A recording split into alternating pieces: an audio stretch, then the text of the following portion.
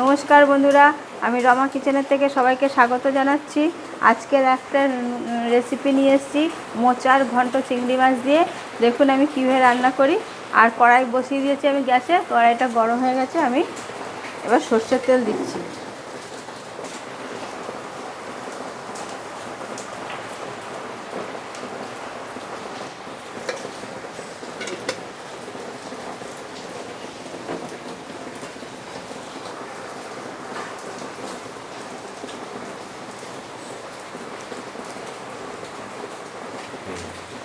আমি কড়াই তেল গরম হয়েছে, আমি চিংড়ি মাছ দিয়ে দিচ্ছি।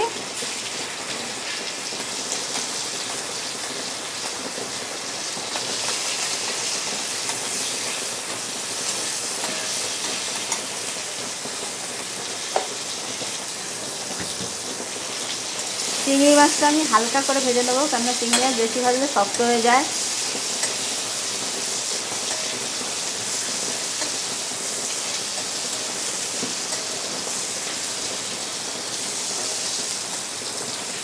চিংড়ি মাছটা ভাজা হয়ে গেছে, আমি তুলে নিলাম।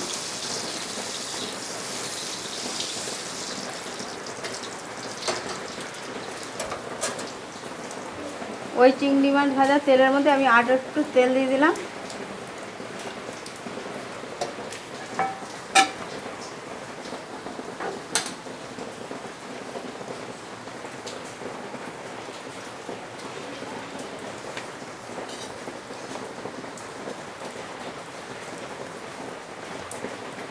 তেল গরম হয়ে গেছে, আমি জিরে ফোড়ন দিলাম।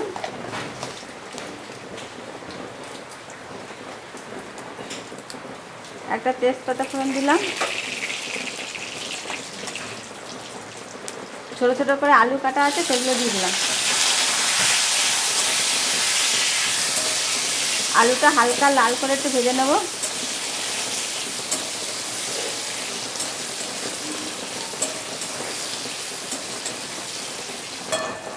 বন্ধুরা, আলুটা আমার ভাজা হয়ে গেছে। এবার আমি এক এক করে মশলা দেবো।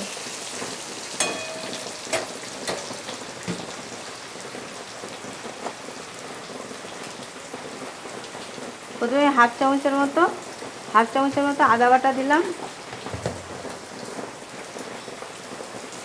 আর এখানে আদা, পেঁয়াজ, রসুন আর লঙ্কা বাটা আছে, সেখান থেকে আমি 2 চামচ দিচ্ছি।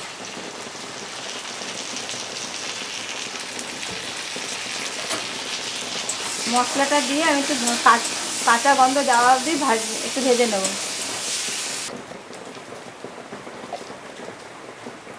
আমি স্বাদ অনুপাতে লবণ দিলাম।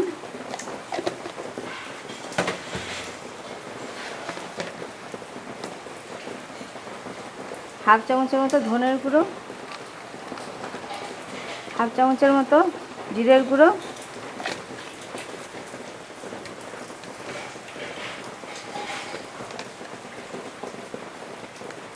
পরিমাণ মতো হলুদ গুঁড়ো দিয়ে দিলাম।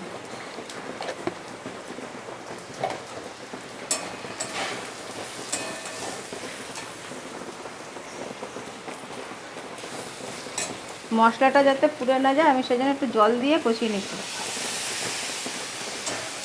এর সাথে এখানে দুটো কাঁচা লঙ্কা এবং একটা টমেটো কুচোনো আছে, সেটা দিয়ে দিলাম।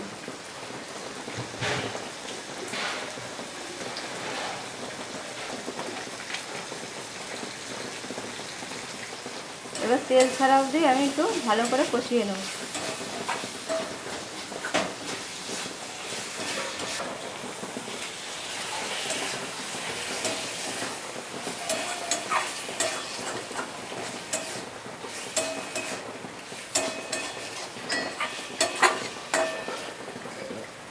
এবারে আমি এর মধ্যে ভাজা চিংড়ি মাছ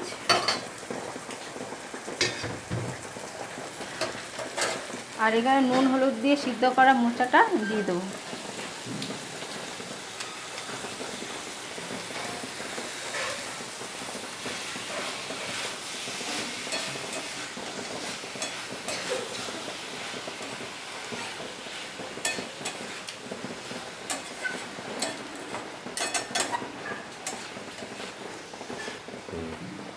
আলু মোচা সবই ভালো মতো করে মশলা দিয়ে কষানো হয়েছে। স্লাইড অল্প একটু জল দিয়ে আমি এটা ঢাকা দিয়ে দেবো।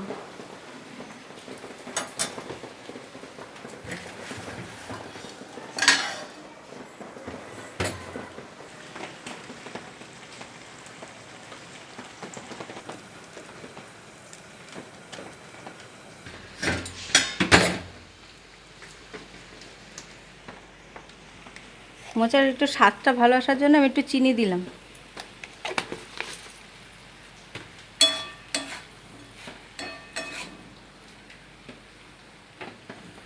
আলু গলে গেছে, আলুটা গলে গেছে, সব সিদ্ধ হয়ে গেছে মোচা টোচা। এবার আমি দেখুন কি দিই এর মধ্যে নামানোর আগে।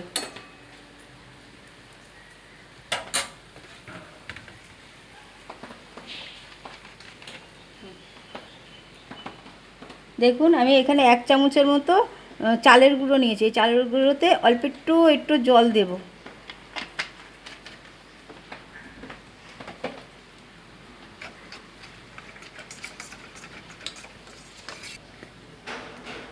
আর এর মধ্যেই আমি একটু গরম মশলার গুঁড়ো দিয়ে দিচ্ছি।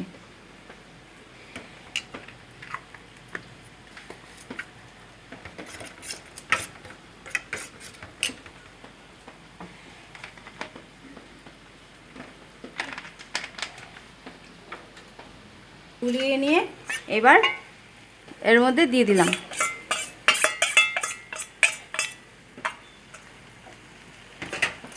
এবার এটা ভালো করে একটু নাড়িয়ে নিয়ে 2 মিনিটের মধ্যে নামিয়ে দিয়ে আপনাদের দেখাচ্ছি। 2 মিনিট রাখবো একটু। দেখুন বন্ধুরা, আমার চিংড়ি মাছ দিয়ে মোচার ঘন্টটা কেমন হয়েছে একটু দেখুন। আমি যেভাবে রান্না করলাম একবার এইভাবে রান্না করে আপনারা খেয়ে দেখুন, তাহলে বুঝবেন কেমন হয়েছে। আমার এই রান্নাটা যদি আপনাদের পছন্দ হয় তাহলে লাইক করুন, শেয়ার করুন, কমেন্ট করুন এবং সাবস্ক্রাইব করে রাখুন, যাতে আমার প্রথম ভিডিওগুলো আপনাদের কাছে সরাসরি চলে যায়।